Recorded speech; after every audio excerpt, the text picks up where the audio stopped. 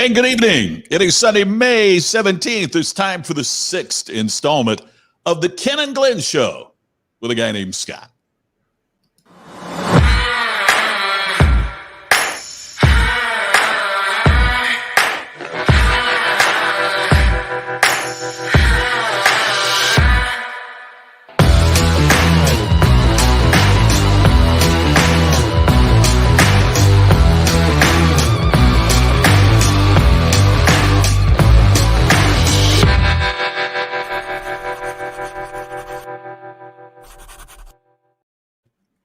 And it is time to welcome Ken and Glenn. But first, I want to tell you we have a very special guest tonight. He is the voice of the Dallas Cowboys. It is Brad Sham.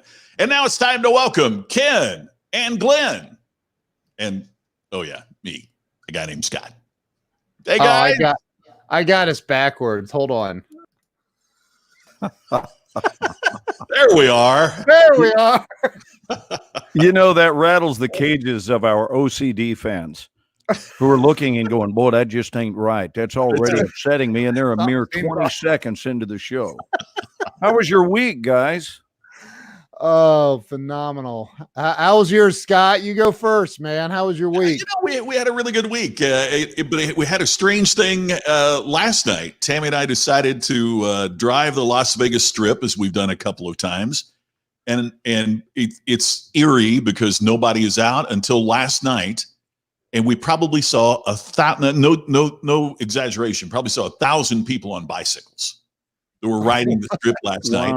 And there was a parade of old cars because the Peppermint, the old deal restaurant that's been featured like in the Scorsese movies, is open because restaurants can reopen.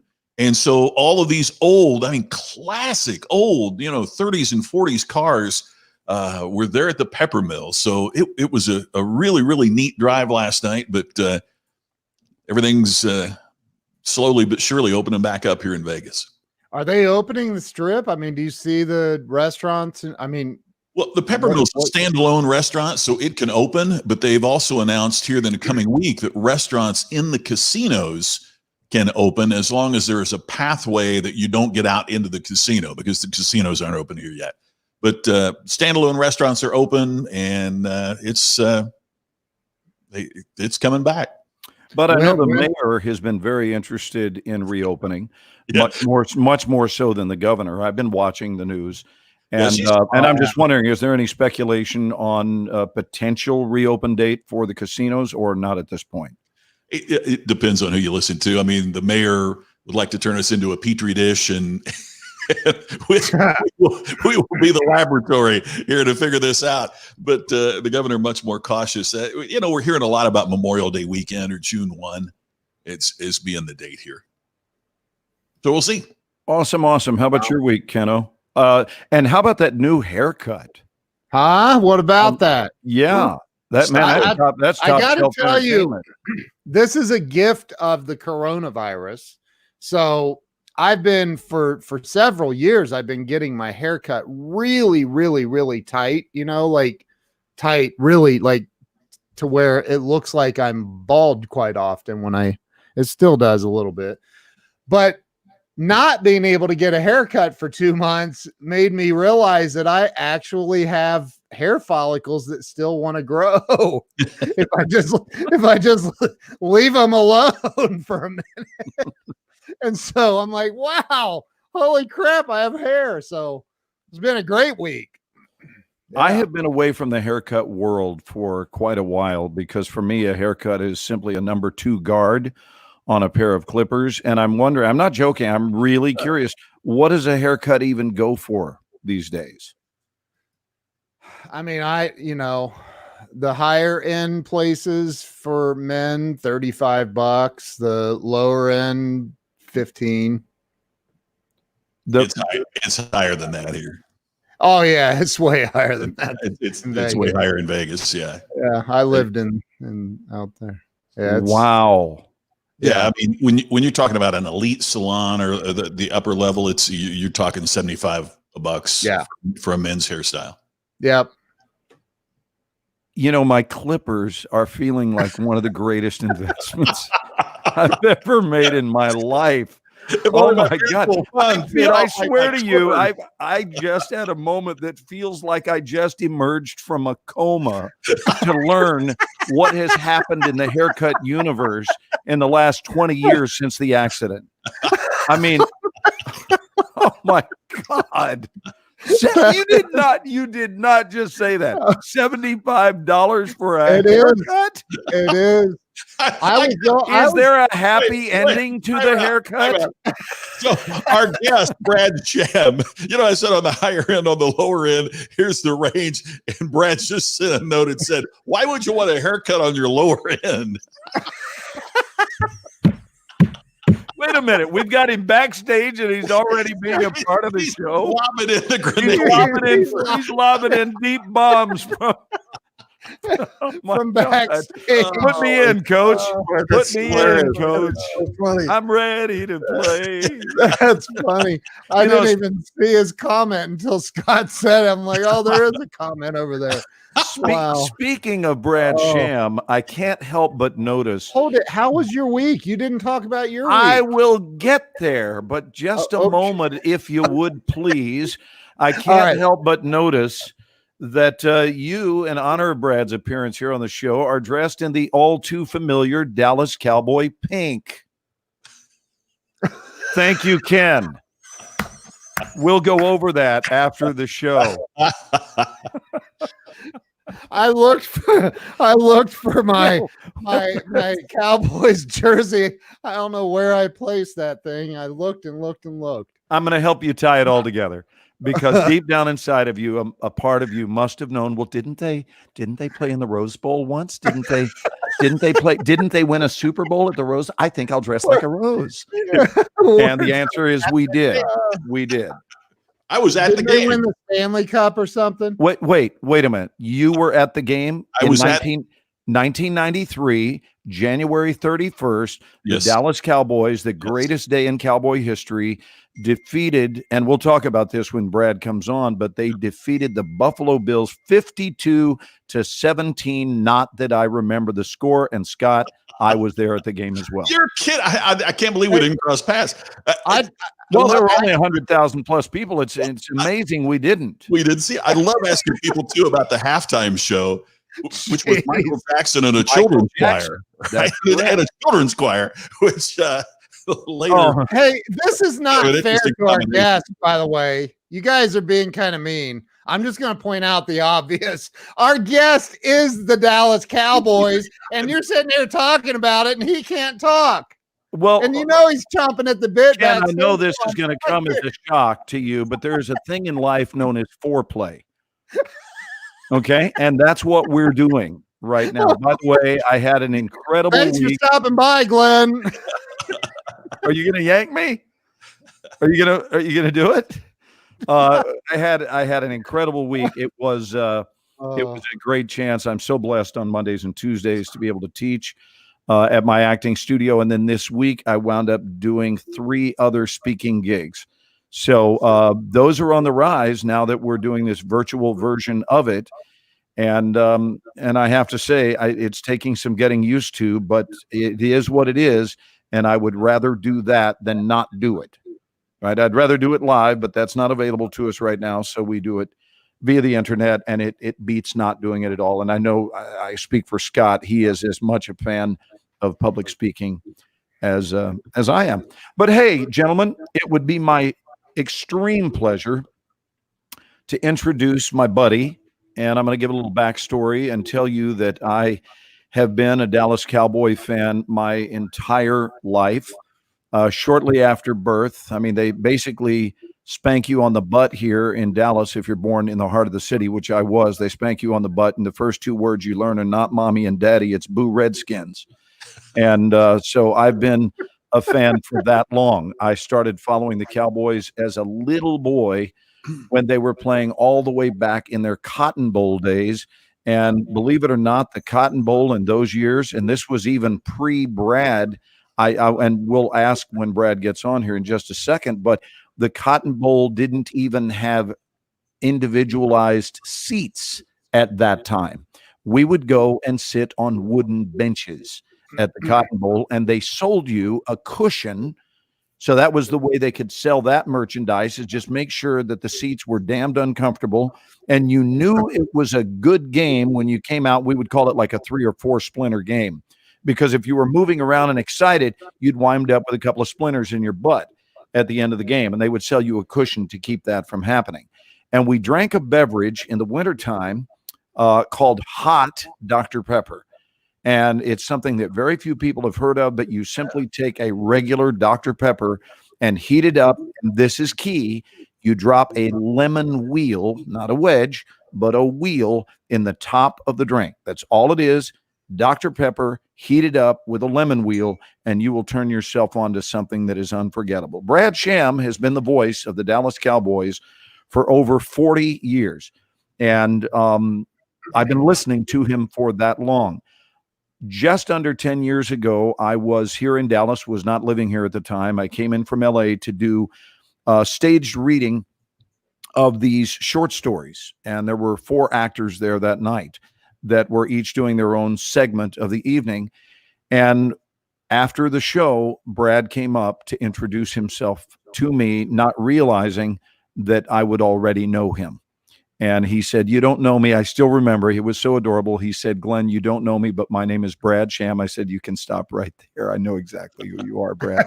I'm a huge fan." And he said, "Are you a Cowboy fan?" I said, "I grew up here in Dallas. I love the Cowboys, and I love you. And we have been friends ever since." And right now, it is my pleasure to welcome to our show, ladies and gentlemen, put your hands together for Mr. Brad Sham. Yay! Thank you. Oh, yeah, that's our show. Good night, everybody. We have a little video I was supposed to play first, wasn't I? Yes, but we can pretend that didn't happen. We'll come back. So, Brad, go backstage. I'm just kidding. Okay. Go ahead. Before we even hear from Brad, let's just have a little intro video. Yeah, let's do it. So here's Brad in action.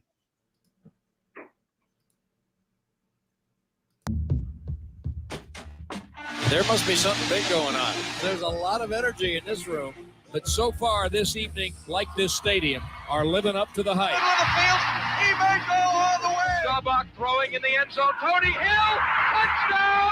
Tony Hill In the air, and it might be caught. It's a touchdown. It's a touchdown. He belongs with America's team. He does such a great job with all of these people. And when you're there for 40 years, Brad has helped raise a lot of us. Michael Irvin jumped up and caught the ball at the 3-yard line using that big body to shield off James Williams. Then he turned around and used every inch of his height to stretch out and pop the pylon. The voice of Brad Sham is synonymous with the Dallas Cowboys. He's certainly a legend. Certainly been here as long as anybody, longer than Jerry, longer than our family. And Dallas, your Cowboys are the champions. There's a lot of electricity in here tonight, and I'm not just talking about what it takes to turn on the lights. Move over, sweetness. Make a place for Evan. Boy, you talk about threading the needle. That was a great pass. Run Zeke. Up the middle, he's gone. Zeke's gone. Goodbye, Zeke. Touchdown. Oh, the stadium goes wild. What a ride it's been.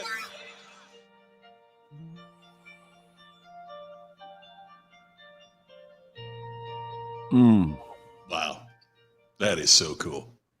I got to tell you, I got chills. I get chills as well. I'm genuinely emotional when I watch that. Brad, how does it feel to have been associated with this organization for this long? Can you tell us the story ramping into how it all came to be for you and some of your favorite memories as the voice of the Dallas Cowboys? You know, I'm first, thank you for inviting me. I'm really looking forward to the evening. I've spent a little time with Ken and Glenn before. By the way, you know, when you said before, Ken, that you had each other in the wrong spot, for Hebrew readers, you were actually just fine reading right to left. You were 100%. I am still trying to figure out the ground rules as we go along, because first Glenn was talking about a haircut with a happy ending, and then he said to Scott, "Are you yanking me?" And my reaction to that was, "Well, that's what's wrong. That's just wrong." To my knowledge, we've not yet been monitored by the FCC. So okay, well, then we're all fine. Send all fines to Glenn Morshower. Exactly. I'll play by any rules. I just like to know what they are. Yeah, just tell us about how that job came to be. And I know you're originally from Chicago, but we just want to hear your story. Well, I'll try to be brief because we've only got about an hour and a half.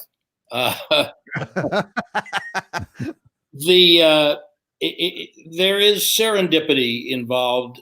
I believe I'm one of those who does not think the universe creates accidents. I graduated from college in 1970, height of the Vietnam War, had a real bad lottery number or good lottery number, depending on your point of view. And so I missed my graduation and went right into the Army. And while I was in the Army, my parents moved from Chicago to here with my brother. And so this is where I came, had a job, worked for a small radio station that doesn't exist anymore. As part of that job and through just being a real obnoxious nudge for quite a while, I wound up starting the first call-in sports show in Dallas-Fort Worth. It was on Sunday nights. Left that job to go do public relations in professional soccer. When I was in two different cities doing that, Denver and then Chicago. And while I was in Chicago in 1976, there came an opening at the radio station in Dallas that carried the Cowboys forever and ever.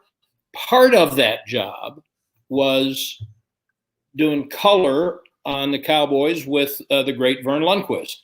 And I actually applied for that job and was turned down for it, passed over. In the summer of 1976, the guy they hired didn't work out. They came back to me and hired me. And so I started in the middle of the 76 season working with Vern. That's how I started. But really, my job was mostly to do that talk show and working with really the most gifted sportscaster I've ever known, the late Frank Gleber, who was a big star on CBS. And he did everything. He did Masters and he did basketball and football and everything in the world. And I learned so much from him. My job included getting sound for his morning shows and my afternoon shows. And this was on KRLD. Right? KRLD AM. Right. And part of that job, maybe a fourth of it, was for home games, home Cowboy games. I did pregame, halftime, and postgame. Bob Lilly had just retired. Number 74. Right. The only player to ever wear that number in franchise history because he played for him the first year of the franchise. And he didn't want to travel. So he did home games. And on the road, I did those tasks plus color. And I wound up working with Vern for 8 years. And we are just dear friends to this day. And in 1984, CBS moved him from college football to the NFL, so he had to give up the Cowboys. And so I started doing play-by-play then, but I started on the broadcast in 1976 with Vern, and it was a function of the job. And if my family had not moved to Dallas from Chicago in 1970, then I would have been somewhere else doing something else. That's as short as I can tell you the story. So I remember when Vern Lundquist. I didn't realize you're from Chicago. Yes. So you're not a Bears fan. Well, I was as a kid. That's why my all-time favorite football player might still be Gale Sayers, but now for the last 42 years now, I have known all the players and coaches, and you get personal relationships with them. But yeah, I was a big Bears fan, and I am still. And Glenn knows this because we've done this together. I'm really a little bit of a sick puppy of a Cubs fan, which has been very instructive in my life because it taught me that I'm not in this for the winning. My mother, God rest her soul, was when they won the World Series 4 years ago. She was 91, and I didn't realize the gravity of what I was saying to her until I heard the words coming out of my mouth when I said, "Mom," and I got being a sports fan from my mother. She was the big fan. My dad was a fan, but my mother was really the fan. Wow. And I said, "Mom, the Cubs have just done something they have not done in your lifetime, and you're 91." And that's when the World Series. And so, but I love that place. As Glenn well knows, I get transformed when I go to Wrigley Field, which I try to do 2 trips a year, June and July usually. Obviously won't happen this year. Seriously, what that taught me was that it's the journey that I am in it for. It's the anticipation. When they won the World Series, it was almost anticlimactic. Not quite. I mean, it was great. It was wonderful. But the buildup, wondering, is this the year? Will they do that? Well, that's a kind of excitement that we get from sports, and we could get it from other things if we wanted, but that's what sports gives us. I get that from every Cowboys season. Now, I tell people all the time, part of that birthright of being a Cowboy fan that Glenn was talking about is that you also, as soon as you are ex utero, you are better at calling plays than whoever's doing it for the Cowboys right then. And you know more than every other coach on the team. And that's still with amniotic fluid all over. Yeah, no, that's before they've cleaned you all up. That's just when you come out. When the air comes in, then you can call play. You know how to call plays better than anybody else. And so since I wasn't born here, I didn't really get that. Although Ken, my uncles in Chicago were huge Bears fans. And in fact, one of the ways I know that the complaints that I hear from Cowboy fans are not necessarily unique to Cowboy fans. When I was a kid, my uncles used to stand around the radio, literally, and curse George Halas, and he didn't know this, and okay, I get that that's part of being a fan. But I tell people all the time, when the inevitable criticism comes because by week 3 they have not yet won 7 games. Every football season to me is like a little lifetime. And you start off with all hopes and expectations possible. And if you're ready to quit on a team a quarter of the way through, if you say you're a fan, really a fan, and you're ready to quit on a team after week 4, and I've said this to people, would you quit on your children when they were 25? Would you say that at 25, your child or you was fully formed, fully developed, never to improve, this is the best it's going to be? I've yet to meet anyone who would admit to have being their best self when they were 25. Honestly, the best city to discover that is Cleveland. Well, being a Browns fan is a little bit like it was for me being a Cubs fan a long time. But those are great fans. I love going to Cleveland. I know they are. Because they love it. They are really, truly passionate about their Browns. And maybe this will be the year. Who knows? Every year, maybe it'll be the year. It won't be for the Browns, but maybe it'll be one year, one of these years, maybe it'll be the year. But I mean, that to me, that's so self-renewing. It's so fun to be reminded that there are all kinds of fresh starts in life. Everything's a journey, and you have to appreciate the journey, not just the end result. Our society's become one where there's only one winner, and that's the one holding up the hardware at the end of the year, whatever sport you want to say. And I really have a problem with that. The Cowboys in the Super Bowl that 3 of the 4 of us were at. Ken, where the hell were you? I have no idea what you were doing. But I was probably still in utero. I'm just entirely possible. And a better play caller than who's ever calling for the Browns. That day and the next year in Atlanta, when the Cowboys beat the Buffalo Bills, again, they beat a team that went to and lost 4 consecutive Super Bowls. Now, we only celebrate whoever holds up the hardware. Do you mean to suggest that getting to the Super Bowl 4 years in a row is not a significant accomplishment? I reject that. They maybe played better teams. And I'm not advocating for participation trophies for everyone for everything. I am advocating for instilling in kids the idea that the best you can do is the best you can do. And sometimes there are other factors at play in determining the outcome. And it's not just of a sporting event. I mean,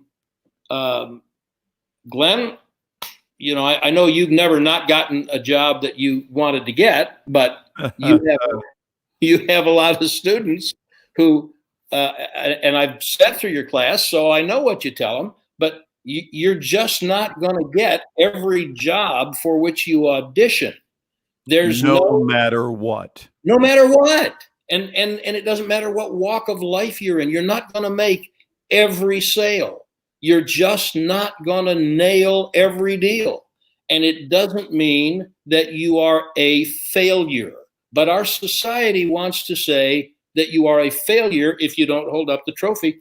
And so I spend as much time as I'm given the opportunity rejecting that notion and urging people to embrace the journey. Well, I think you've just sort of mapped out for us a direction that we can head off in this evening, because you're right. Nobody stumbles into 4 consecutive Super Bowl appearances. That's just not something that occurs. And the key, at least in my line of work, and I strongly suspect it's this way in all lines of work, is how do we handle things when they don't go according to our script? And what is left of us on the backside of no, or we pass, or no thank you, or you're too old, too young, too fat, too thin, too bald, too whatever, or not enough whatever, and they pass.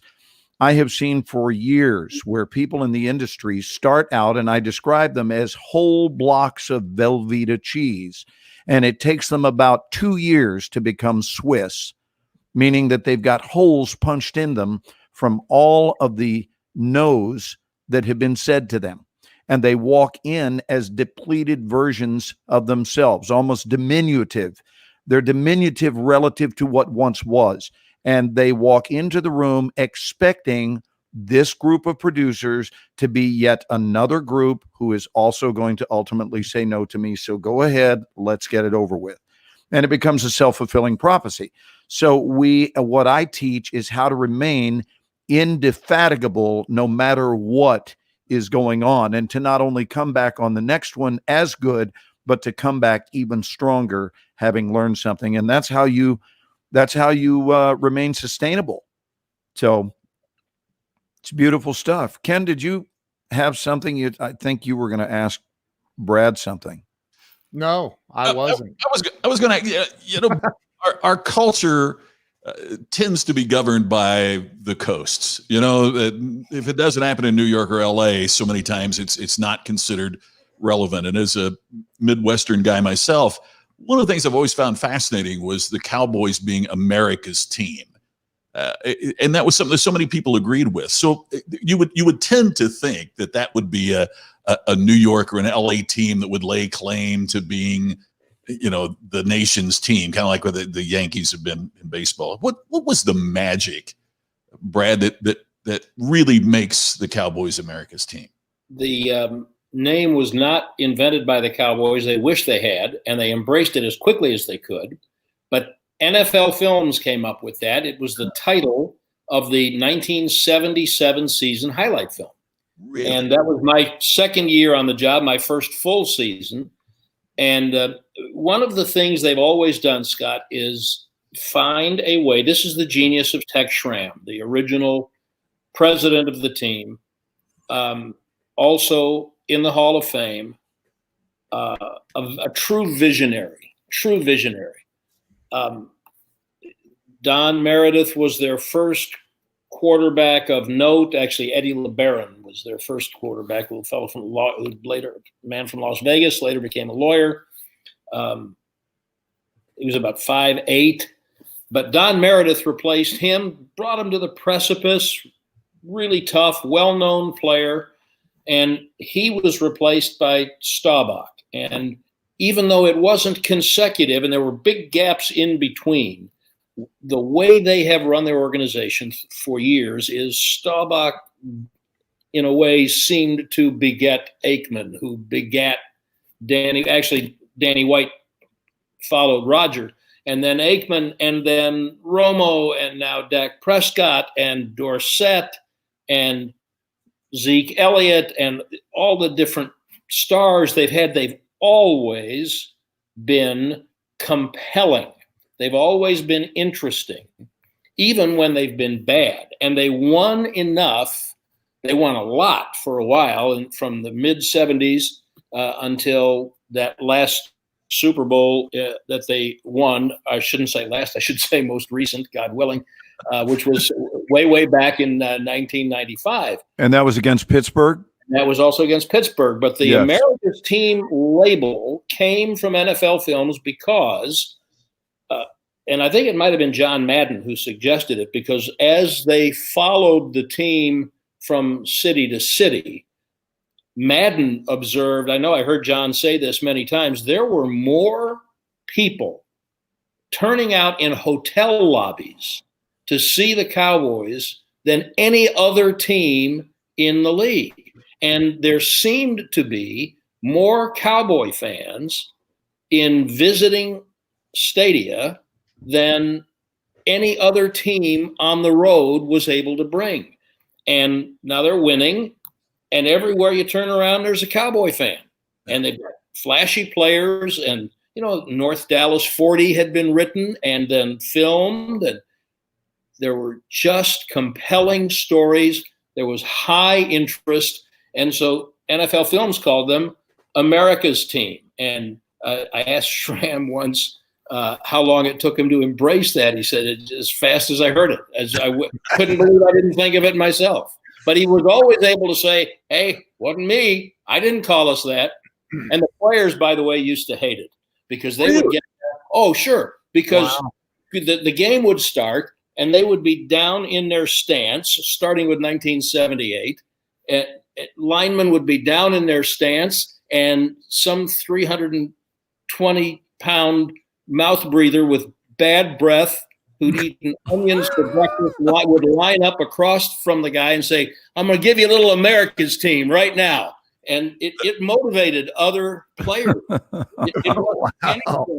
It wasn't anything that players wanted to embrace, but the organization loved it and still does. Sure. It's funny you say one of my really, really close friends was a longtime NFL official, and he would talk about Jim Tunney. So, maybe the best ever. Yeah. And one of the things that he would talk about is as he would be on the road, and you're on the field at a Cowboys game on the road, sometimes you'd kind of forget where you were because the crowd it'd almost be a home game for the Cowboys at many situations. And just the way the team traveled, or the love that they had, the people in cities have for the Cowboys, even to the detriment of their own team, their own home team. Sometimes it's just. And that was before StubHub, and I don't know how people they played a game in the LA Coliseum. The Raiders were in LA in '92, and they played a game in the LA Coliseum against the Raiders.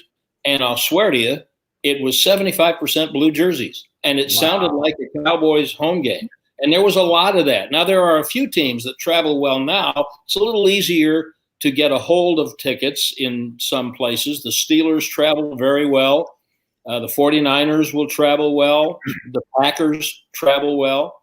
But not many NFL teams have done it consistently, and Cowboy fans always seem to turn out. And this was not necessarily people from Dallas coming to the city. They were people in other cities because they had these flashy players. They were on TV a lot. There was, before there was ESPN, there was a game of the week. You got a game at if you were in the East, you got a game at 1 and you got a game at 4.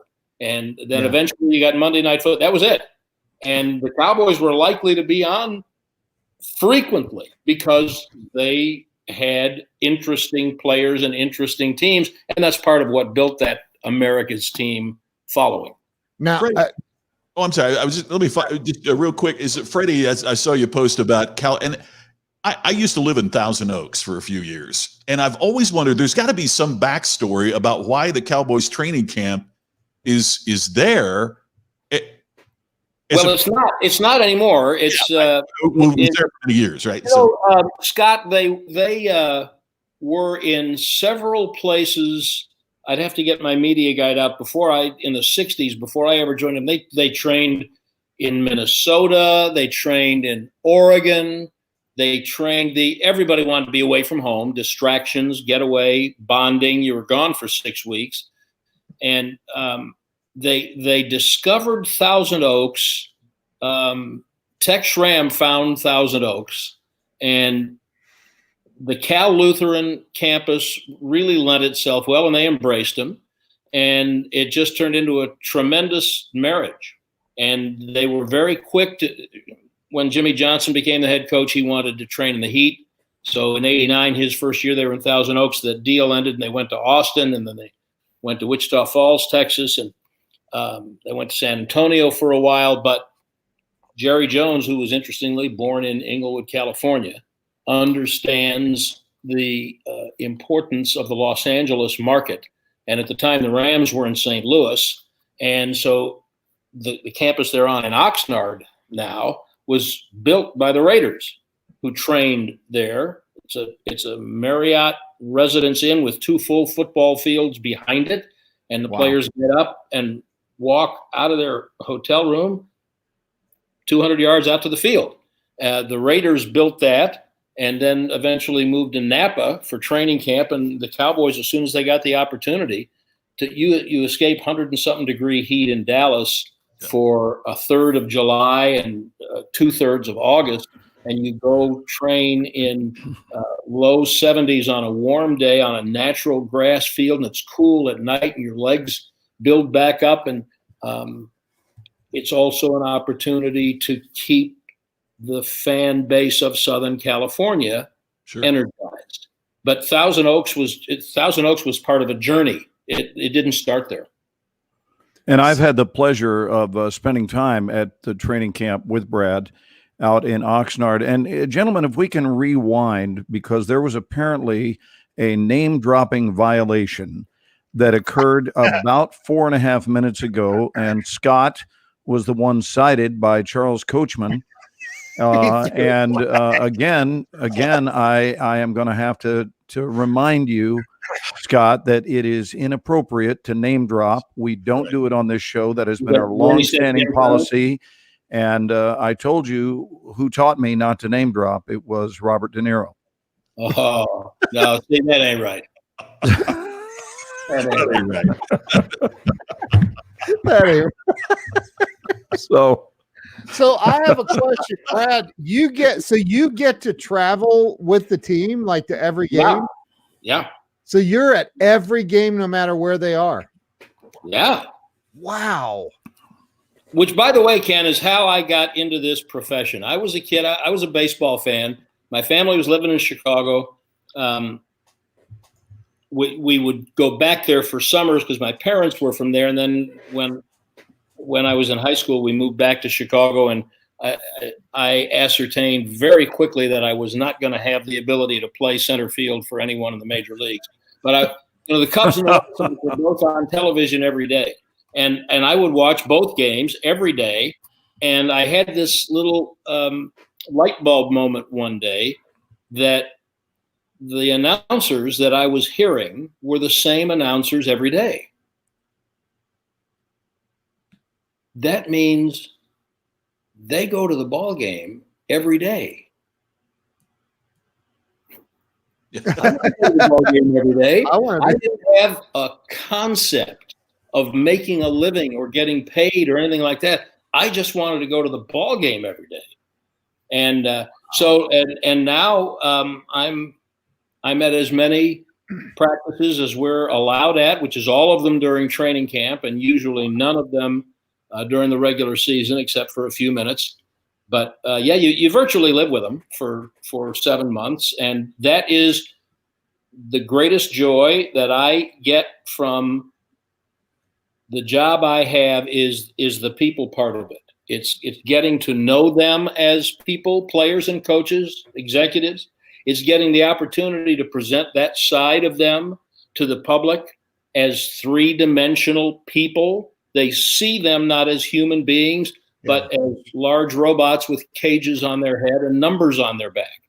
But they bleed, and they have mothers and problems and babies and insecurities and fears and senses of humor. And like in every business, you know, some of them are really remarkable and some of them are not. And the ones who have the great stories to tell, what a privilege I feel it is to be able to tell some of their stories. And Glenn, I saw the piece that you did this afternoon, and I don't know who the lady is. I think she's on here. The Eagles fan said, I better not wear my Eagles. Oh, Joan Anton. Yes. You can't offend me. I've been doing this 41 years. There is no hate, and I love college sports, and I understand the dynamic of college rivalries, and I understand Red Sox, Yankees, and Cubs card. I'm just going to ask you to trust me, all of you. There is no hate in sports like the hate that people in the other NFC East cities feel for the Dallas Cowboys.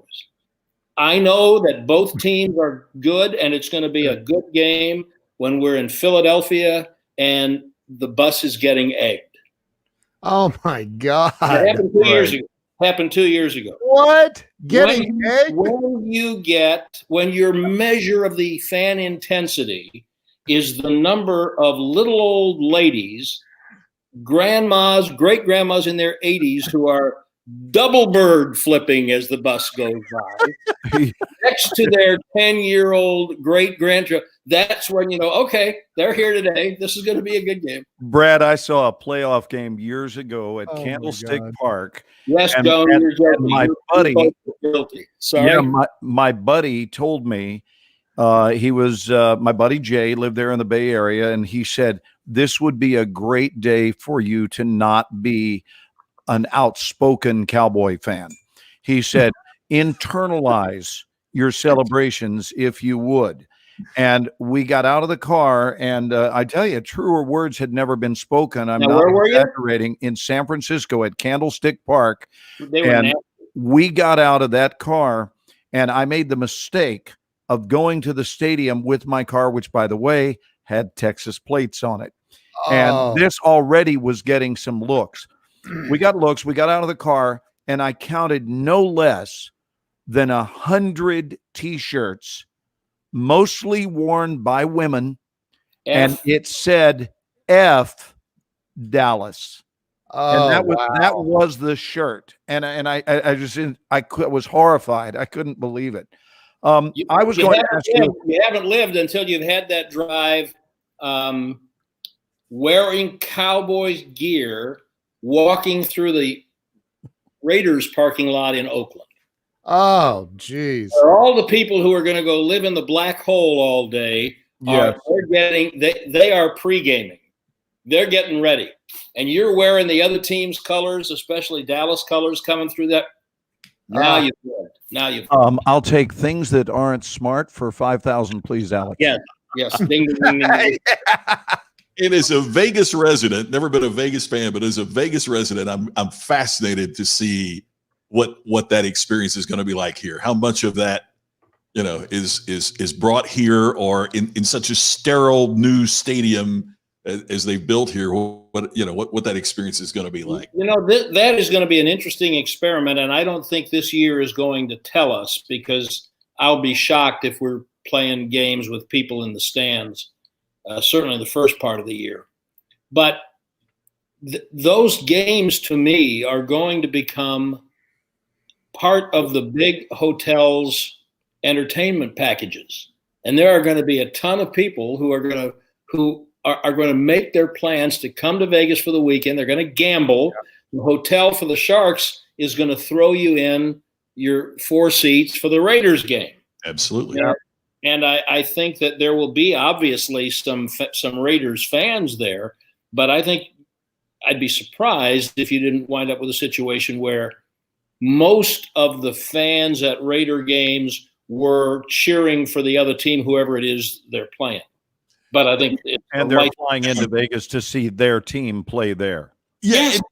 There's been some folks because they worried that about the NHL team, about the Golden Knights, and it didn't turn out that way.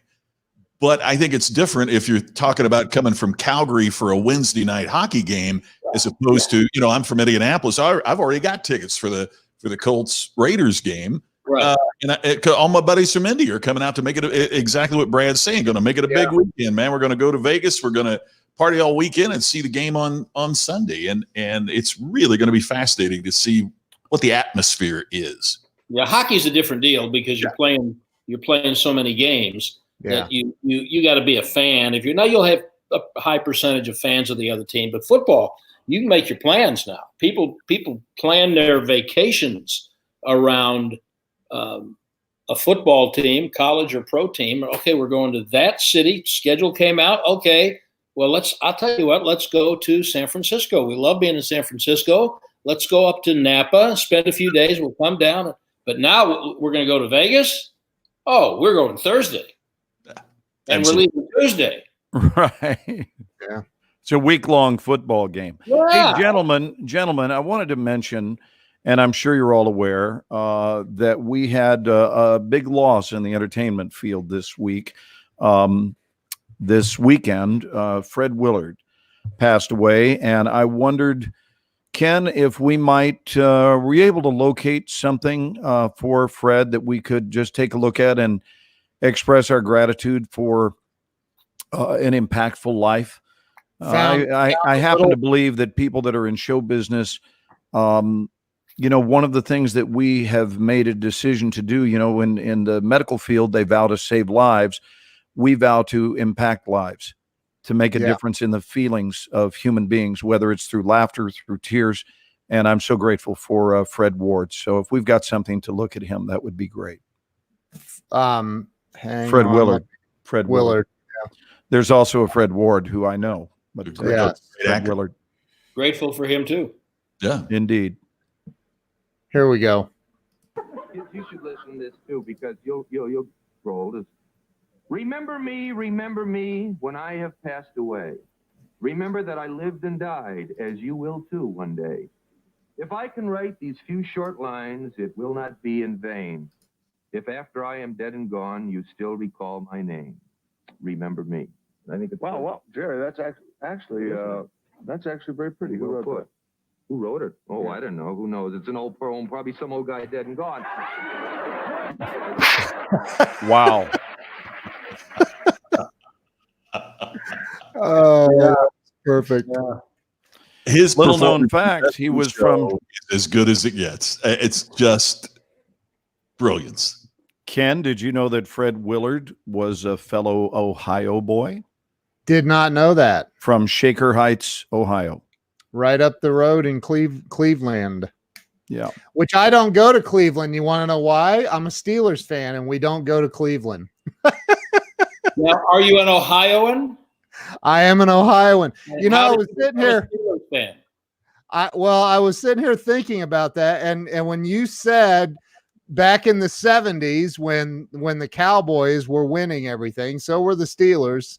And 7 or 8 years old, it's kind of the rites of passage or whatever to pick your team. And everybody in Ohio was either Cleveland or Cincinnati. And a lot of people were walking around with the Dallas Cowboys starter jackets on in school. And I happened to see a game with Terry Bradshaw, and I was like, that dude is freaking awesome. And at 7 years old, I just said I'm a Steelers fan. I don't know why. Have no idea. And they also had tremendously interesting, compelling teams year after year. And obviously they had a great dynasty. I got the great privilege of doing several Cotton Bowls with Jack Ham, who is now a color commentator for Penn State, where he went. But Jack, when he stopped playing for the Steelers, great NFL Hall of Famer, was a broadcaster for CBS Radio, and he and I did several Cotton Bowls together. What a sweet, classy guy. And there were so many of them like that. Yeah. Joe Green, one of my very favorite people, just an awesome guy, Joe Green, from Denton, Texas. Wow. Well, I would think that Jack Ham had to have been a good guy to get you to agree to do a less than kosher broadcast. Well, absolutely. And the one great regret that I had was that we never could team up with Hank Stram and have the whole thing produced by Tex Schramm. That would have been something to talk about. But we never could get that done. I can't get one on you, baby. You're always at least 1 or 2 steps ahead of me.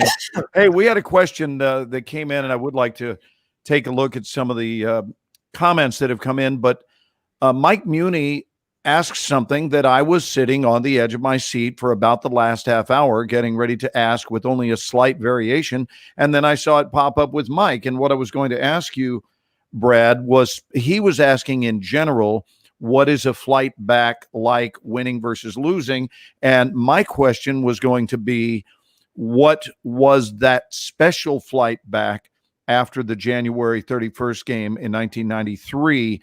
What was the locker room like? And this is something I've never asked you. And then what was that evening like? What was the flight back? And when did you guys fly back immediately or take one extra day and decompress and celebrate there in Southern Cal? Always, except for the Super Bowl, you always fly back immediately after the game, which is why when the schedule comes out, the very first thing I look for is, do I have a game that's going to conflict with the Jewish high holidays? And then after that, what night road games do I have? Because if it's far enough away, it means I'm getting home at 5 a.m, and I don't do that very well. Not that I ever did.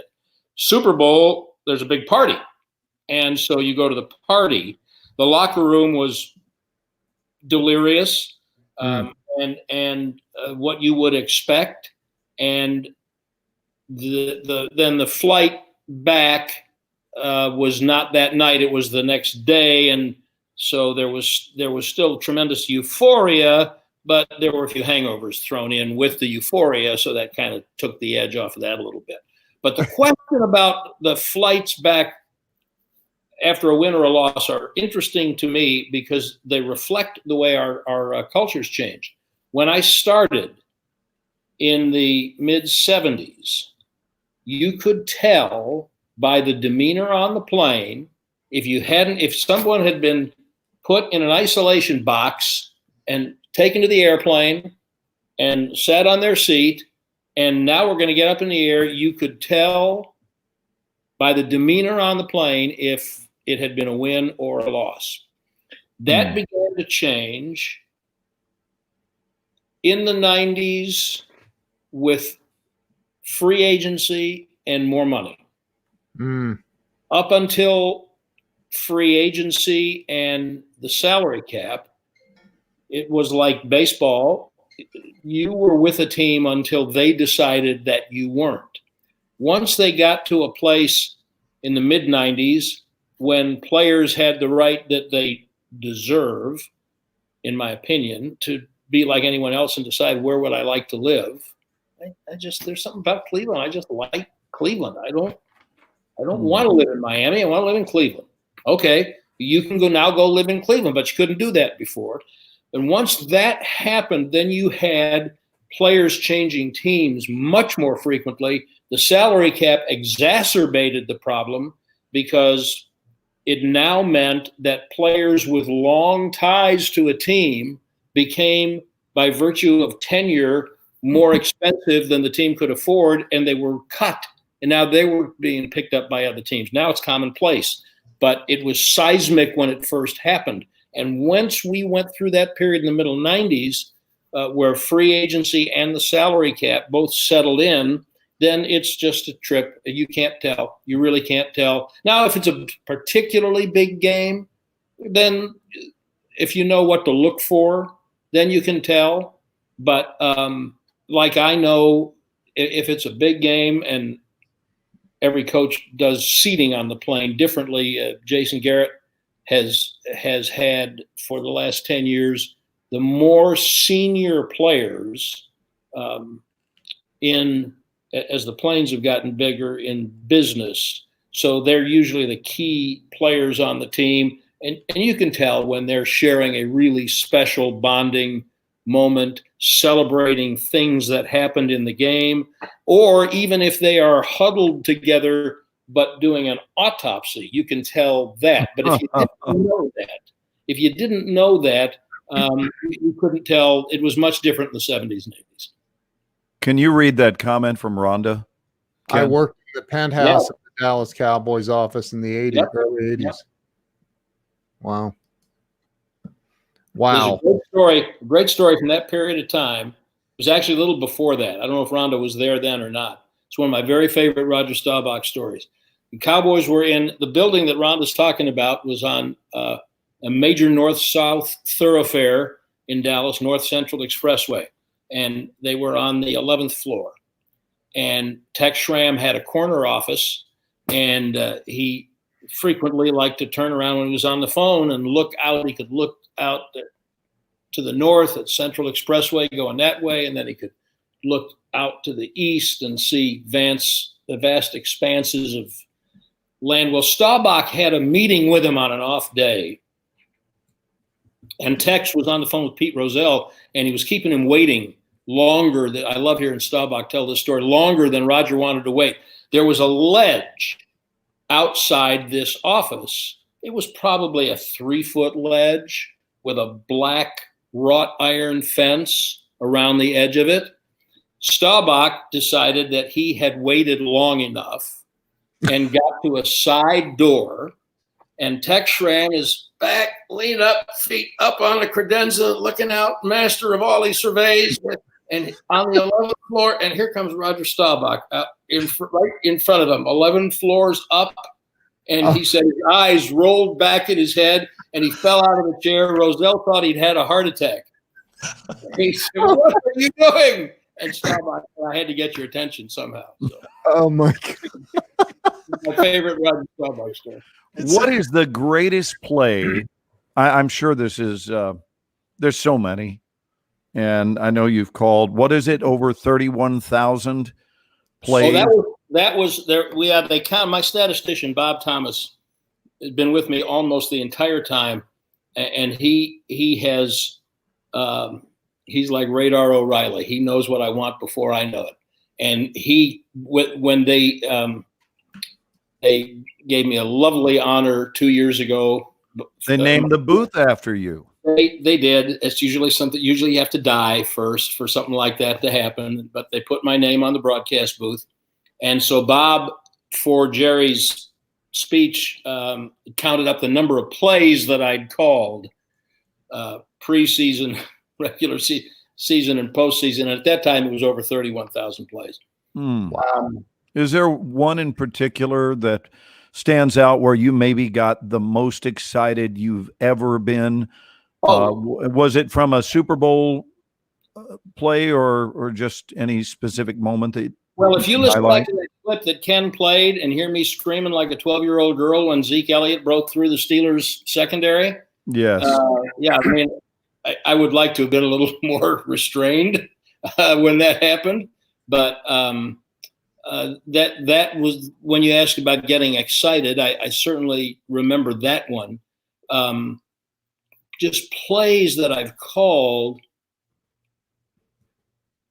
That really is so much in the eye of the beholder. Sure. I was just so privileged to be in the right place at the right time the day that Emmitt Smith set the NFL rushing record, career rushing record.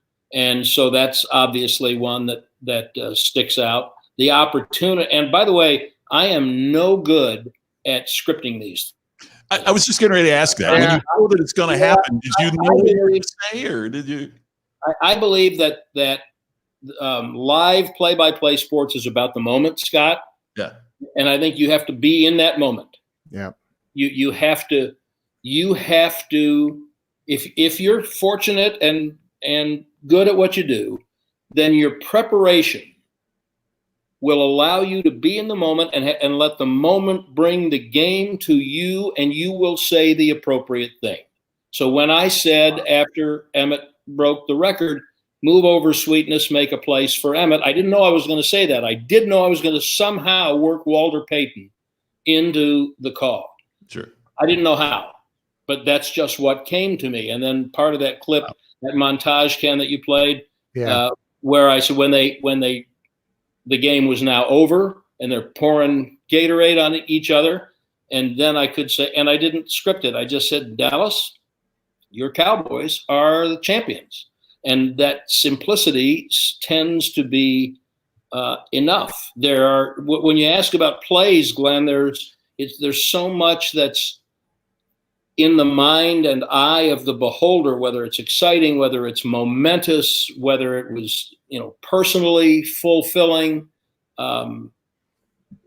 There have been, like over 30,000 of them. So, but those are some of the ones that jump to mind. I do know that the game before that Super Bowl, the one that put them in that Super Bowl, the NFC Championship game 2 weeks before in San Francisco, they had like a 3-point lead in the fourth quarter, and they were backed way up at about their own 10 or 15-yard line.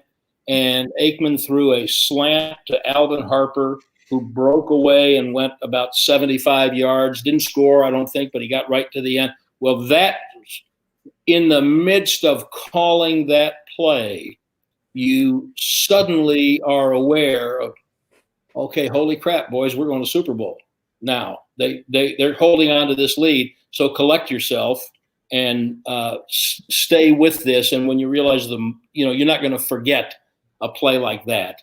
And there have been a lot of them.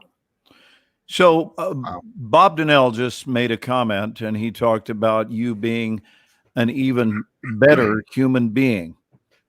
And I'm blessed to know Brad, the human being, which we're going to get into in a moment. But before we do, Scott, it's 4 minutes after the hour. Which is time once again for our weekly segment. Ooh, that's just wrong. So where do we start? What's wrong is that that's coming through. Is that you're getting phone calls during the middle of your show? I've got Man, you couldn't have played that any better, because that is just wrong. That's just wrong. I've got to could you go ahead and text whoever's calling and inform them that you are a professional broadcaster and that you have a show that you do every Sunday night? I'm an amateur broadcaster. In fact, if you'd like to type their number into the chat, I'll use my phone to call them. So you can please call them, because that'd be awesome. God, after hanging up 4 times, I would absolutely love to lead tonight, and it is not something that happened this week. But I shared this story with Ken. Years ago, I was trying to be a nice guy. And not that I've given that up, by the way. I'm always making an effort to be a nice guy. That was not a unique period in my life. But there was someone that I knew who came to Los Angeles with a limited amount of money and no car. And I had an extra vehicle that my son had left at home now because we got him another car to go off to college. And I thought, I will sell them this car, and I will sell it at an extremely discounted amount of money. And I remember what the amount was. The amount was $100. And it ran beautifully. It was a Honda Accord, and any of you who have ever owned Hondas know that if you treat them right, they will drive forever. And so he didn't even have this money to give me at the time. So I said, that's what we'll do it for. And when you have it, this will allow you to get out and about and get work and get money and so forth. Just give it to me whenever it works for you. Maybe one of the dumbest things I've ever said to anybody in my life, because I assumed that would occur. What instead occurred is that the car was driven very little. And the next thing I knew, I started getting their parking tickets for the car.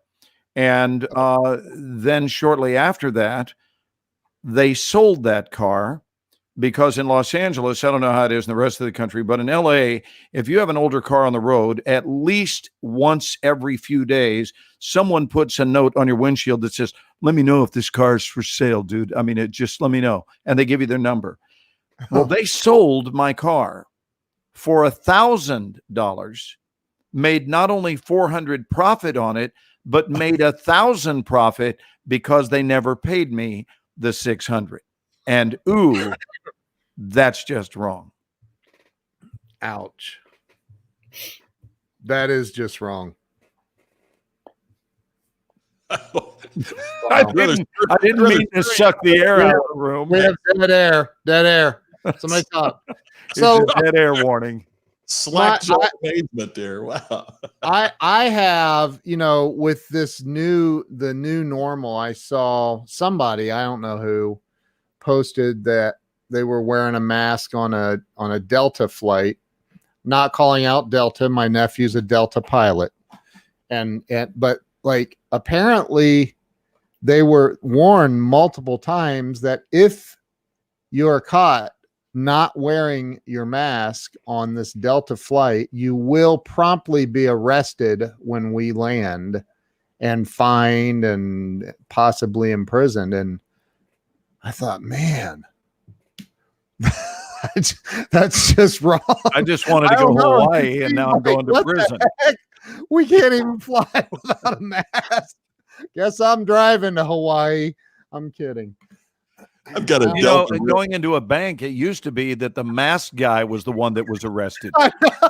I know. What was yours, Scott? I've got a Delta riff I do every speech about, we all know what Delta stands for, which is, of course, delays every landing through Atlanta. Don't expect luggage to arrive. Didn't even leave the airport. Don't ever land there again. Driving every loyal traveler away. Thank you. Not that I had. Oh my God! How many acronyms do you have? These are fantastic. Brought to you by Delta. Yes, they're not going to be sponsoring. Well, at the Diamond Medallion, you're on them. I'm so close to getting Delta as a sponsor of our show too. Wow. So, what was your thing that was just wrong, bud?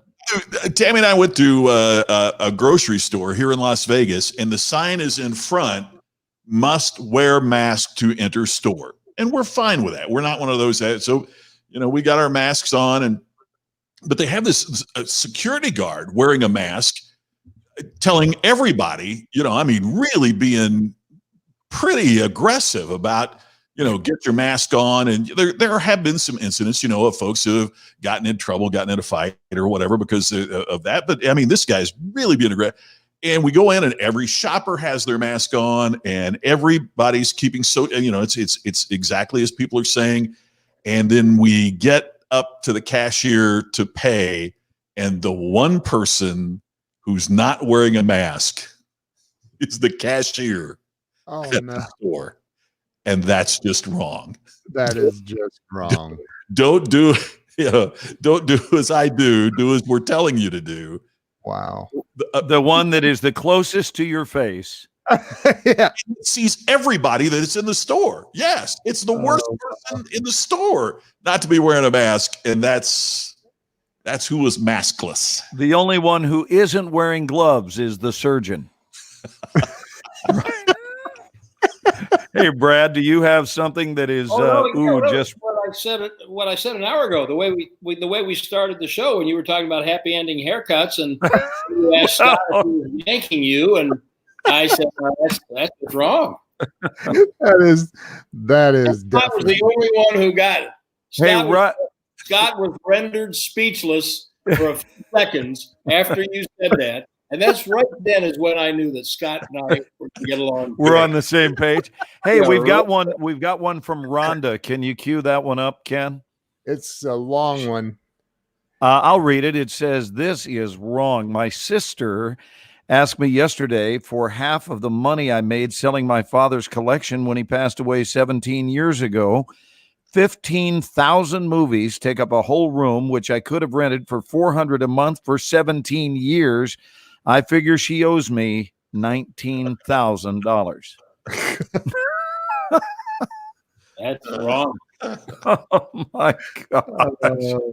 Hey, a lot of people know that's just wrong. Did we miss I said it was the one from earlier in the show. Earlier on, I didn't know. I think what happened probably, Scott, things. Scott, Brad probably had one locked and loaded because I mentioned to him that it is something we do, and he jumped on a spontaneous opportunity to replace the one he had planned to share, and thought, no, this one's actually much better, or should I say, much wronger. It was much wronger. That's wrong. So thank you, Colleen, for having gotten it right away. So, Brad, so many people know you as, the top shelf announcer that you are, right up there with the greats like Vin Scully. No, stop that. No, that's not allowed. That's just not accurate. I can't allow that. Here's my personal opinion of the sportscaster's pantheon. This is someone who's been doing it for 50 years. You may need that same 12-step meeting that Ken is going to be sent to. No. But go ahead. Vin Scully, who you just brought up, Vin Scully, if you rank the top 25 sportscasters, any sport, any medium in history, Vin Scully is 1 through 15. Wow. 16 through 20 are vacant. Everybody else who's ever done it is fighting for the last 5. So I will not, I'm grateful and I appreciate it, but I will not accept being mentioned in the same breath with Vin Scully, who is truly as gentle and kind and gracious a soul as he has been a professional. Wow. So when you go to praise your friend, and instead you wind up with your own foot in your mouth, that's just wrong. That's wrong. So thank you. Let me take another stab at it. People know you as the very, very talented man that you are, and not a lot of people have a chance to get to know Brad, the human being, Brad, the very spiritually motivated man and tender-hearted man that I know you to be.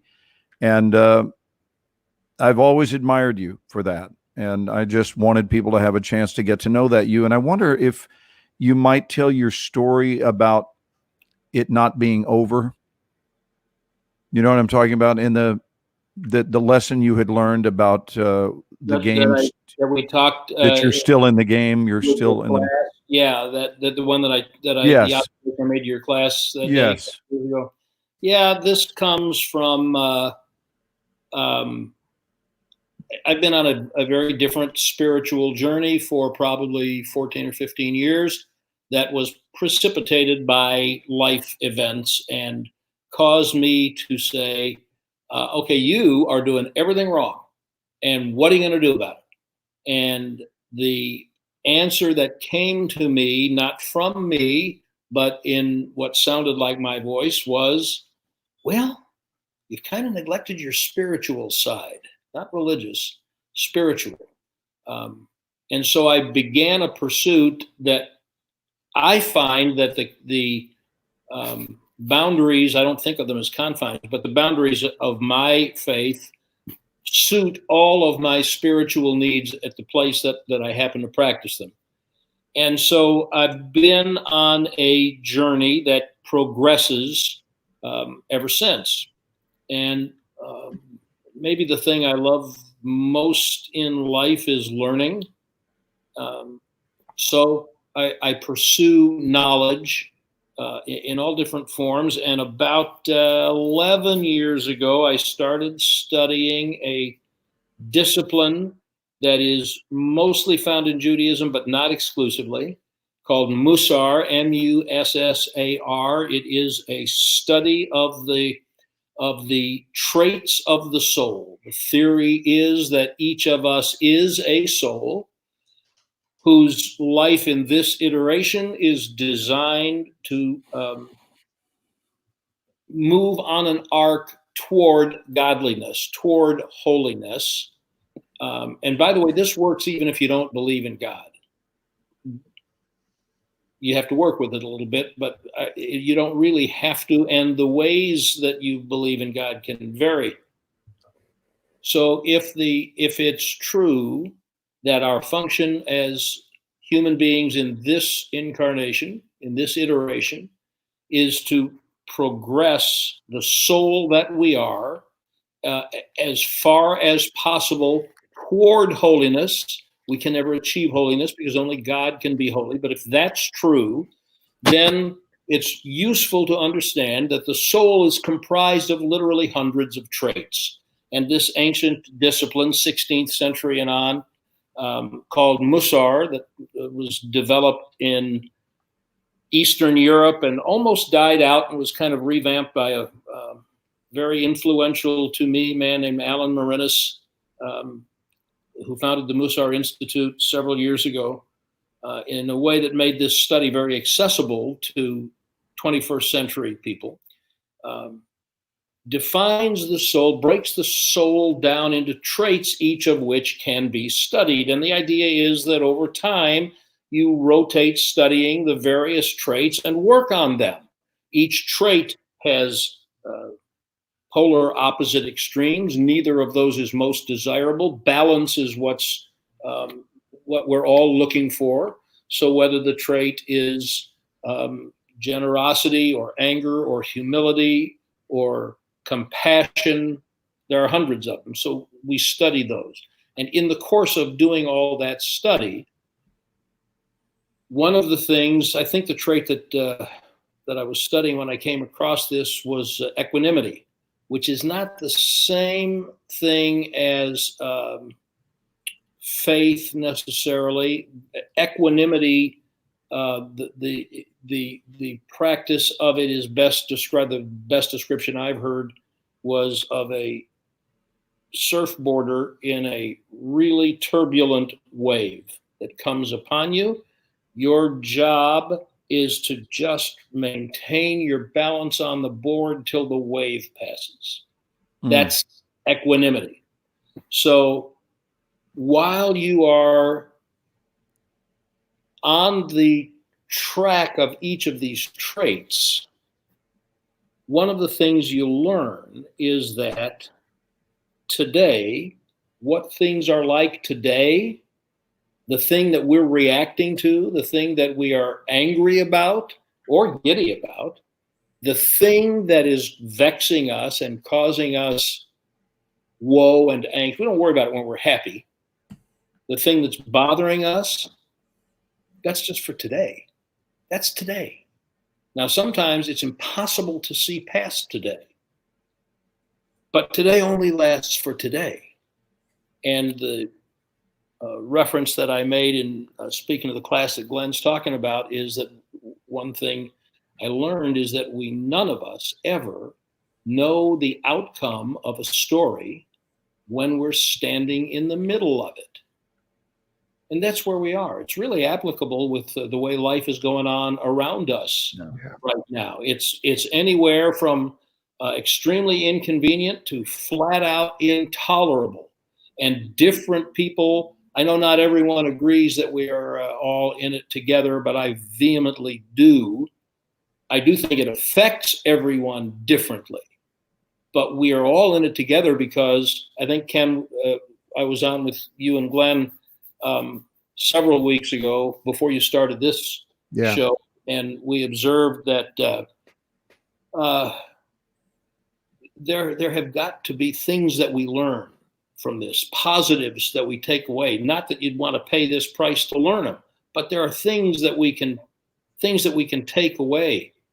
And one of those things is that we are in this together, because literally this whole business about wearing a mask and do you stay closed or open and who can go where and do what, that does nothing, in my opinion, if it doesn't underscore that literally we are responsible for each other. We are responsible for taking care of everyone else by doing whatever it is we're asked to do. Global stewardship. Yeah, exactly. So we don't know the outcome of this story, because right now we're standing in the middle of it. So our job is to figure out what we're going to do. Much like I thought of this when, just tell them that I wanted no mushrooms on that.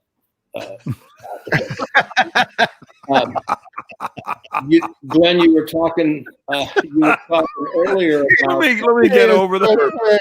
That's so good. Oh my God. You were talking earlier about how you teach students in your class to handle rejection of a role. Yes. And, the key is not whether you, no matter how important it feels in the moment, the key is not whether you got that part or not, that job or not. The key is, what do you do with it? Because even if you got it, you still have to execute it right, or you won't get the next one. So the key is what do we do next? And the first thing that I teach them, the very first thing, is that the word rejection is a misunderstanding of what actually took place. So it's the first thing I do is tell them, look, we got to start with your misperception of what occurred. Because if for you, what just occurred was perceived as rejection, then Houston, we have a problem. Right. Agree. So in 1976, when I applied for the job that I didn't get and had to go back to being the PR director of the Chicago Sting of the North American Soccer League, I had to refocus. And several months later, when I got a surprise call that I didn't expect from the same people that said, yeah, can we revisit that? Okay, well, that's the next part of the story. I didn't see that when I didn't get the job that summer. Nor was it the end of the story when I got hired, because I still had to execute. I still had to go out and prove that I would work harder than anybody else. I don't have Scott's voice. I would love to have Scott's voice. So, but I tell kids this all the time. I think I told your class this.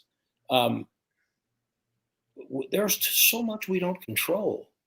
You don't control the weather. You don't control the traffic. We can't control a pandemic. If you're in a relationship, God knows you don't control that person. So, but there are some things that only we can control. One of them is our attitude. No one can make us have a bad attitude. That's up to us. So true. And the other thing's how hard you work. And that's why I tell kids when I speak to college kids, even now, even here in my dotage, I will look them in the eye and I will say, I will outwork you every day that ends in Y. If you want my job, you better figure out how to outwork me, and you can't. Now, probably half of them can, but the point is, that's up to me to decide how hard I work. And that determines the next thing that happens. That determines, you can't tell how a story comes out when you're right in the middle of it. So I'm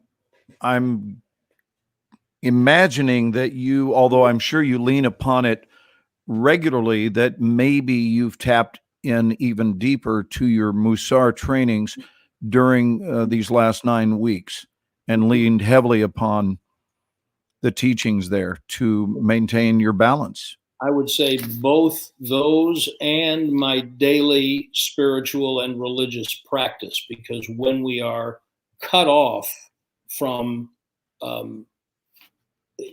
people who didn't hear Glenn's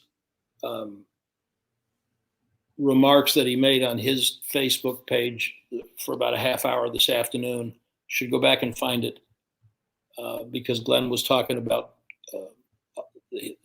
suffering from a hug deficit, and I think one reason Glenn and I bonded is that we are both that person. And so while we're cut off from one another physically, while we are cut off from literally at the snap of heavenly fingers, the way we lived our lives, quite literally overnight, if you don't, to me, this is just me, but for me, if I didn't have a base, for me, it's my faith, it's the way I practice it, it's spirituality, and that might come out in meditation, might come out in yoga. It doesn't have to be in conventional prayer the way we know it. But without that, and without relying on my Musar practice, and I have stayed very active in that. God bless Zoom. It's why God invented Zoom. If I didn't have that, that would staying on that surfboard would be really, really much more difficult at this particular time. And so, because I know that we're in the middle of the story, and I don't know how it's going to end, the only thing I can control is what can I do to maintain my equilibrium while the wave is crashing, and then be in the right position to do the right things to be my best self in the next chapter. And to that point, I think it would be okay, Ken, if we go just a couple, not many minutes, but a few minutes extra, because I want to go around the horn to you guys. And I want to ask you, Ken, what you have been leaning upon, what has been very grounding for you to maintain your calm, your poise, your balance, your equilibrium. I mean, Brad used a great word. Equilibrium really says it all. What are you doing to stay sane during this confusing time? I like to refrain from the word challenging, because I think that we assign varying degrees of challenge to anything. And so it's puzzling, it's perplexing for sure. So what are you doing, buddy? And I won't go into the whole story, but most people that know me know that I have 17, almost 18 years of sobriety. And, 18 years ago, what is this, April? No, this is May. Is this May? Or is May. it it's March? No, it's March 75th. Yeah, it is. That's correct. It's March 75th. But this month, 18 years ago, I was still drinking, and I mean big time. And so when I got sober, and I'll fast forward really fast, but I was given the opportunity to because in recovery, you have to find a higher power. They don't care what you call it. Like, you can call it whatever you want, but it's got to be something outside of you. And so, I went down a huge spiritual path, starting with some interesting books like The Road Less Traveled and a lot of other amazing, The Four Agreements. And I could sit here and rattle off all kinds of them that I love.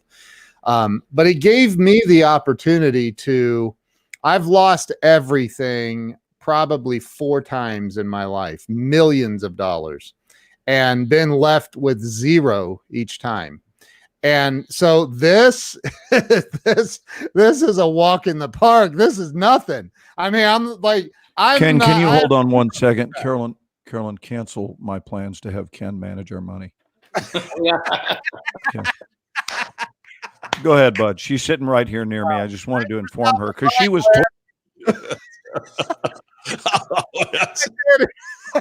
I did it. I had to. I had to do it once. So I couldn't resist, baby. You left an opening. I know. But I've meditated every single day of my life for the last 17 years, and I honestly, I think, and I wrote about a chapter about this in my book, and I, there is the gods hid the greatest gift in the world from us many, many, many years ago, and that's having the answer to everything that troubles us or that we desire. And they hid that deep within each and every one of us. And so when I meditate, I don't meditate necessarily to manifest abundance and all of that stuff.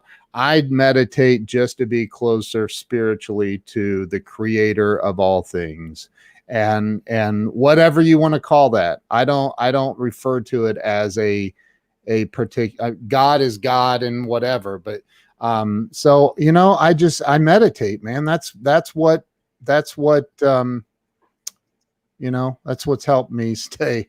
This is not, I'm not stressed at all. Like this, I'm busier than I've ever been, in fact. So it's been good for me. Scott, what about you, brother? It's so funny. My wife just texted me.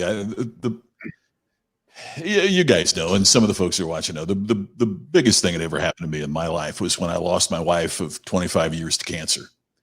And what we're going through now, it's nothing, compared to dealing with something like that. And the thing, one of the many, many, many lessons of that is it teaches you that life goes on. I hate the term when people say move on, because what kind of jerk would you be if you moved on from something like that? But I think God asks us to move forward.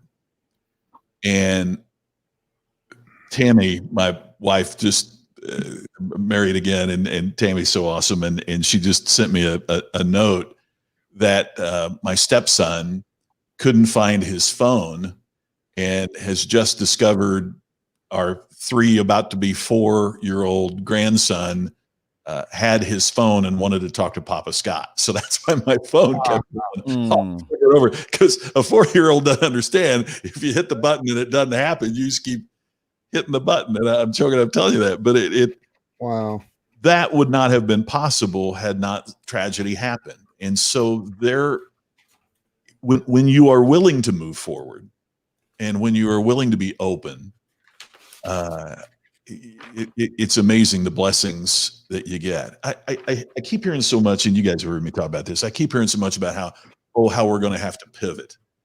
And I'm a sports fan. I don't know much about sports in terms of playing the game, but one thing I do know is that when you pivot, it also means you're turning your back to something. I don't think we ought to be pivoting. I think we ought to be opening our arms. I think we ought to be embracing, so that we can learn from what we're going through now. And as this passes, as it will, then we have opened ourselves up for new opportunities and new blessings and new things in our life that we never imagined would be possible. It's awesome. That's beautiful, bud. Before I share mine, I just want to go ahead and write this note down, that if you don't wish to be blamed for having your phone go off in the middle of the show, tell a grandkid story. Be sure to somehow link it to a child. That or my puppy. Well done, brother. Well done. It's a little bitty bus you threw him under. He's my buddy. He can handle it. I'll bet he wishes he had the controls right now. Oh, he'd have me out of here. For me, I have done 2 things to get through this period, and they've both been very effective. And one of them is to compartmentalize and incrementalize. So just downsizing to 5 minutes, sometimes 5-minute units lived well, and not be working on the week or even working on the day. And this is a practice that I've been doing for years, only now its benefits have really paid off in spades. And one of those celebrations for me daily is making my bed. And I don't do it because we're having visitors. In fact, I don't do it as something motivated from the outside in, but rather from the inside out. because for me, that is almost a Zen-like routine that I go through that creates a template of order for me every day, because what starts out to be messy within roughly 4 minutes, and that's how long it takes me to make our bed in the morning, is to look at it and say, and that is the imagery that I choose to hold on to for the entirety of my life, that my life reflects order. Very, very helpful. And then something I said to Carolyn this week is how much I enjoy losing myself in something beautiful. So for us, over the last few weeks, we've had these new kittens that have been born on our property. And we have 5 cats in our home. That Brad's been by the house. He knows of our cat collection. But now we've acquired 4 more outside. We will not be bringing them in. As cute as they are, we are fighting. We are fighting with ourselves to not bring these in and try to domesticate them. And we have made a decision, which is to allow them to be just outdoor cats, and we will feed them. Well, this little mother has the most beautiful kittens. And I got to tell you, for short periods of time each day, we lose ourselves. In the morning, we take a morning walk. We leave at 5:45 a.m. Every day, and we walk for 45 minutes. We're back on our doorstep at 6:30, and by 6:45, Mama is at the back door waiting for their breakfast. Wow. And we give it to them, and we watch them bounce around. They go out and roll in the grass, and for 10 minutes or so, I can take a vacation from the heaviness of this virus situation. I don't forget about it permanently, but I got to take a 10-minute break.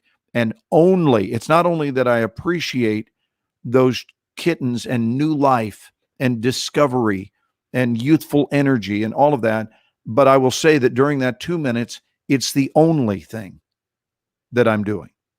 It's a total surrender to losing oneself in the beauty of something. And that's been just infinitely helpful. And Glenn, I've heard you tell the story about making your bed. Yes. And just for clarity's sake, Carolyn's gotten up before you do that, right? I know how Brad is asking if I make the bed while you're still in it. That's funny. That's funny. I know how important the routine is to you. Structure. Structure. It's one of the say there means order. It's very important. Yes. Wow. Guys, I think that's about our show for today. This has been an absolutely phenomenal show. Brad, Really, thank you so much. Really appreciate you. Thanks for having me. Brad, we can't thank you enough, brother. Thank you, Brad. Well, we'll start trying, but believe me, the pleasure has been all mine. Any closing remarks, Senor Ken? I'm good. I think this has been perfect. Well, I told you, when you hand the baton to Brad, he's good to go. He doesn't need a lot of coaching or blocking or anything. He creates his own holes. It's beautiful. I will say this. I absolutely love the way Brad calls you out, man. I love it. That's what happens when you start racking up the years of friendship. Every year, there's just a few more yards of entitlement. Just a few more. We didn't see any of that. Let me just mention, we didn't see any of that in year 1. And progressively, every year, just a little more. There was something that we talked about today, so I'm going to risk extending us 3 more minutes. Okay. But Glenn said something to me today about being well known versus being widely known. And he said he kind of had an epiphany that that for him, for instance, he thought he knew me well, and that people who might know who I am don't necessarily know me well. And I said, thank you. And if that's true, it's because of you, not me, because in you, I have found something happens somewhere along the beginning transition period of the relationship, happens in every relationship. There comes a point when you realize that this person with whom you are interacting is a safe space. So I may be open and I may allow myself to be seen. And so if Glenn thinks he knows me well, it's because he's created the environment that puts me in a place of ease to allow myself to be vulnerable and let him know me. And so that only happens with time. And at some point in that transition scale, then you know someone well enough to make sure that they don't get too big ahead. And Glenn does that to me all the time too. That's one reason. Yeah, busting each other's chops is fun, but every great comedy duo needs a straight man for sure. We saw this with Tim Conway and Harvey Korman, and in the same way that anyone who is going to go into the fullness of their expression, there is often going to be a facilitator present that deserves credit for that expression as well. So it's the same idea. Ken, I'm going to put you on the spot and see how fast you can find something, but I would like to close before we do our video tonight. I would like to close with that. If you can go back to YouTube, it's, I believe, the very first clip of Brad, and it's the one that, can you go to a screen share and look for it? It should be the very first one if you just put Brad Sham. And I want to ask Brad, I think it was was this a sleep commercial? Some company that... As a matter of fact, it was absolutely was a long in-house commercial for Sleep Number. Yeah, so it's get that, and we'll cut it when it gets to the commercial part, but that first part of it is so beautiful. Can we go out on that note? And Brad, again... This one? Yes. And Brad, again, heartfelt thank you, brother. Let's take a look, and let's take a look at Brad Sham in action. Before we do that, Scott, do you have any closing comments for the show? Oh, gosh. Anything I could say is minor compared to what we've just shared. Brad, what a privilege to meet you, and what a privilege to have you with us tonight. I look forward to hopefully we continue the conversation sometime down the road. It's really been a privilege. So talk to you soon. Thanks. It's unbelievable how many comments that we've received tonight too, from all over the world, Australia, everywhere. And so we had Australian viewers tonight. Absolutely. Yes. Oh, that's great. You get an icon on the show. That's what happens. There you go. And there's Colin, a friend of mine from back in Indy. And so did you see that, Brad? He says you're the favorite guest to date. That's why God made chocolate vanilla, Colin. Which is great, because I think what's most impressive is that we've had 2 guests. Yeah. I'm kidding. We've had more. And I'm certainly in the top 2. Wow. Hang on. Let me cue this up. Don't you guys hang up though afterwards. We'll come right back. Right.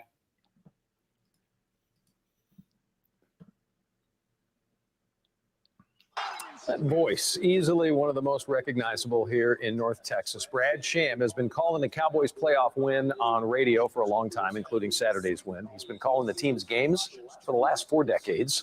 Jennifer Lindgren takes us behind the microphone with Brad in this week's One for Texas.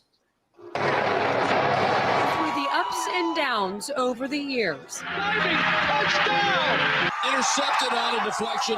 One of the most consistent components of the Dallas Cowboys. These are the steps they take. Is the voice of the team.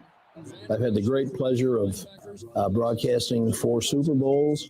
I have had the humbling experience of trying to be the public face of 0-15 and 5-11 3 years in a row. Those are all great life lessons. Brad Sham started with the Cowboys back in 1976.